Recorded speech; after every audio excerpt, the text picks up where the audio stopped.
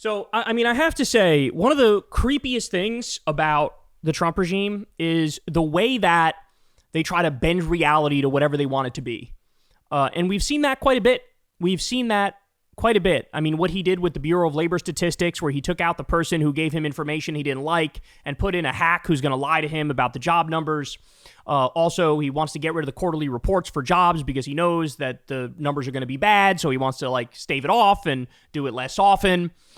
This is just crazy stuff. This is just like tin pot dictator, banana republic type stuff. This is like emperor who wants to just lie brazenly in your face type stuff. Well, guess what? We have another example of that. 404 Media says the following. DOJ deletes study showing domestic terrorists are most often right-wing following Charlie Kirk's assassination and the Trump administration's promise to go after the radical left. A study showing most domestic terrorism is far-right was disappeared. So this is how they treat information. If there's something that makes them look bad, if there's something they don't like, if there's something they disagree with, even though the data shows the opposite is true, just delete it, just hide it. Who gives a fuck? Who gives a fuck? Yeah, some people might write a couple articles on it. Who cares? How many people are going to read that article?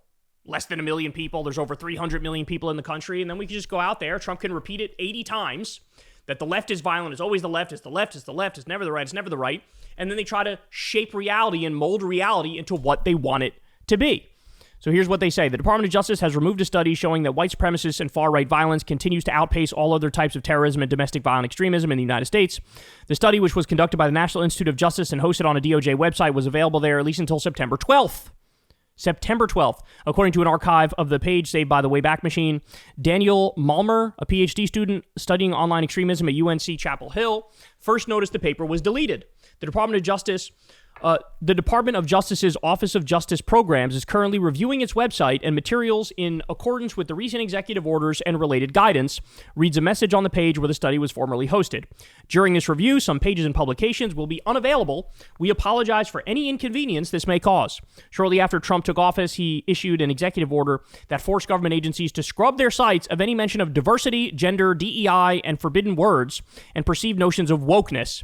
The executive order impacted every government agency, including NASA, and was a huge waste of engineers' time. We don't know why the study about far-right extremist violence was removed recently, but it comes immediately after the assassination of conservative personality Charlie Kirk, accusations from the administration that the left is responsible for most of the political violence in the country, and a renewed commitment from the administration to crack down on the radical left. And they're literally doing that. They're trying to investigate any right-wing groups, any left-wing groups. They're trying to take them down. They're trying to make this country a one-party state. Now, by the way, what's the reality? Well, you guys already know. I've showed you this before. This is the Cato Institute study on it. Murders by political ideology since 1975, excluding 9/11 because that wasn't a domestic terror attack. That was a foreign terror attack.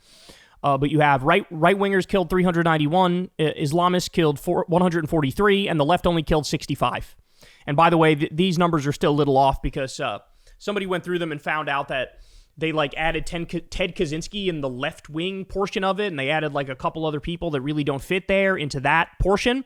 So this isn't even perfect. It overstates how much left-wing violence there is, but it goes to show you, it still puts in context and perspective just how different the reality is. How about this one? Since 2000, right-of-center perpetrators committed 82% of injurious political assassinations. 82%. Both of the graphs above only look at violent events where the primary target was a political figure, but political killings in general show the same trend. Since 2000, about 90% of political killings came from the right, mostly Nazis and Islamists. So the low number I've seen in these studies is 70% left-wing violence, the high or right-wing violence, The high number I've seen is 90% right-wing violence. So that's what it is. They're going to lie about it. They're going to hide it. They're going to try to, bullshit you from now until the end of time. But that's the reality. But this is what they have to do to try to justify and rationalize this massive crackdown that they're engaged in now on the left and on liberals. I mean, now we're at the point where even if you mildly criticize Charlie, they are going to try to get you fired. They have that big doxing database that they set up, the right setup, and they're trying to get people fired. They're trying to get people, threats against people and things of that nature. And they're not stopping. They view this as a righteous crusade, and they really believe in eye for an eye type stuff, which is why there were, 5 different bomb threats to HBCUs. There was a bomb threat as well against the DNC. We had those cases in Mississippi where there were black men who were hanged, and, the officials say, oh, no, it was suicide, nothing to...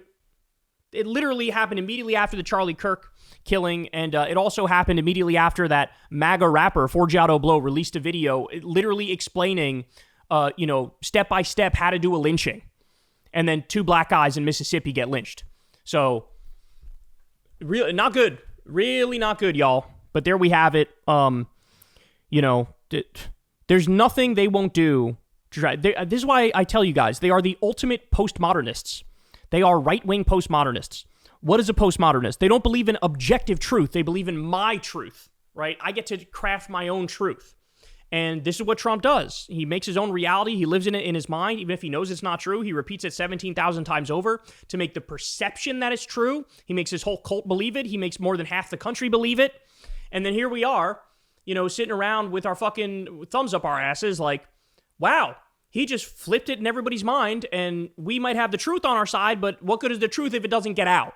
Well, now you know that they're literally deleting studies that they don't like the result. And this is exactly like what they're doing, mind you, with Health and Human Services too.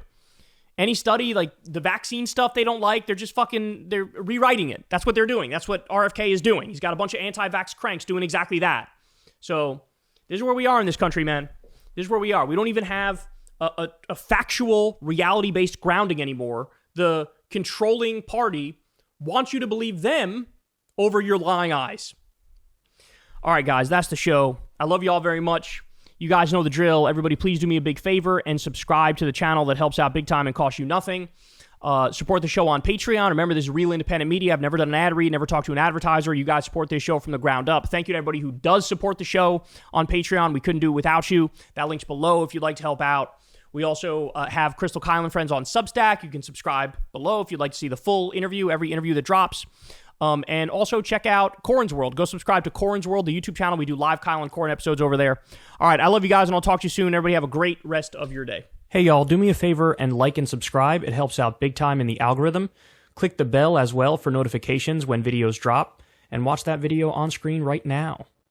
You know you want to.